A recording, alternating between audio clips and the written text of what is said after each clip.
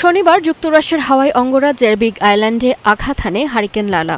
এ সময় বাতাসের সর্বোচ্চ গতিবেগ ছিল ঘন্টায় ৮০ মাইল। বিগ আইল্যান্ড ও মাউইতে কোথাও কোথাও ২৫৪ মিলিমিটার থেকে ৩৮১ মিলিমিটার পর্যন্ত বৃষ্টিপাত হয়েছে।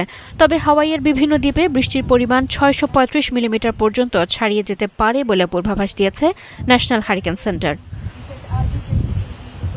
জরুরি ব্যবস্থাপনা সংস্থা জানিয়েছে, বিগ আইল্যান্ডের বিভিন্ন এলাকায় গাছ ও বিদ্যুতের খুঁটি উপড়ে পড়ার খবর পাওয়া গেছে। শনিবার সন্ধ্যা পর্যন্ত অঙ্গরাজ্য জুড়ে প্রায় ৭৬,০০০ গ্রাহক বিদ্যুৎহীন ছিলেন। ঝড়ের প্রভাবে উপকূলীয় এলাকায় বিপজ্জনক জলোচ্ছ্বাসের সতর্কতা জারি করা হয়েছে। এখানে পরিস্থিতি সাধারণত এমন থাকে না, কিন্তু এবার পরিস্থিতি একেবারেই ভিন্ন। গত রাতে আমি সত্যি আতঙ্কিত ছিলাম। সবচেয়ে বেশি ভয় হচ্ছিল সমুদ্রের পানি যদি বাড়তে বাড়তে আমার ঘরে ঢুকে পড়ে। মনে হচ্ছিল ঢেউ এসে ঘর ভেঙে আমাদের সমুদ্রের দিকে ভাসিয়ে নিয়ে যেতে পারে। ঝুঁকিপূর্ণ এলাকা থেকে বাসিন্দাদের নিরাপদ স্থানে সরিয়ে নেওয়ার পাশাপাশি প্রস্তুত রাখা হয়েছে জরুরি আশ্রয় কেন্দ্র। শুধুমাত্র হিলর ওয়াইয়াকিয়া হাই স্কুলে খোলা অস্থায়ী আশ্রয় কেন্দ্রে প্রায় ২০০ মানুষকে আশ্রয় দেওয়ার প্রস্তুতি নেওয়া হয়েছে। ঝড়ের প্রভাবে বিগ আইল্যান্ডের হিলো ইন্টারন্যাশনাল এবং এলিসন অনিজুকা কোনা ইন্টারন্যাশনাল বিমানবন্দর সাময়িকভাবে বন্ধ করে দেওয়া হয়েছে। এরই মধ্যে স্থগিত হয়েছে অসংখ্য ফ্লাইট। বিগ আইল্যান্ড ও মাউই কান্ট্রির বাণিজ্যিক বন্দরও বন্ধ করা হয়েছে।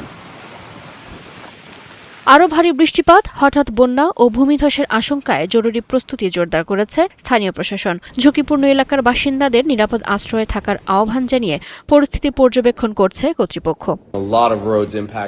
ঝড়টি মূলত বিগ আইল্যান্ড ও মাউইকে বেশি প্রভাবিত করেছে। সেখানে ইতিমধ্যে ১০ থেকে ১৫ ইঞ্চি বৃষ্টি হয়েছে। পুরো রাজ্য জুড়ে আরও ৮ থেকে ১০ ইঞ্চি বৃষ্টির আশঙ্কা রয়েছে। ফলে হাওয়াইয়ের প্রায় সব দ্বীপই ঝড়ের প্রভাবে পড়তে পারে। দীর্ঘ ৩ দশকের বেশি সময় পর ক্যাটাগরি 1 মানের শক্তিশালী হারিকেনের মুখে পড়েছে মার্কিন দ্বীপরাষ্ট্র হাওয়াই। হারিকেনটি পশ্চিম দিকে অগ্রসর হয়ে হাওয়াইয়ের ওপর দিয়ে যাওয়ার সময় আরও ক্ষয়ক্ষতি হতে পারে বলে আশঙ্কা করা হচ্ছে।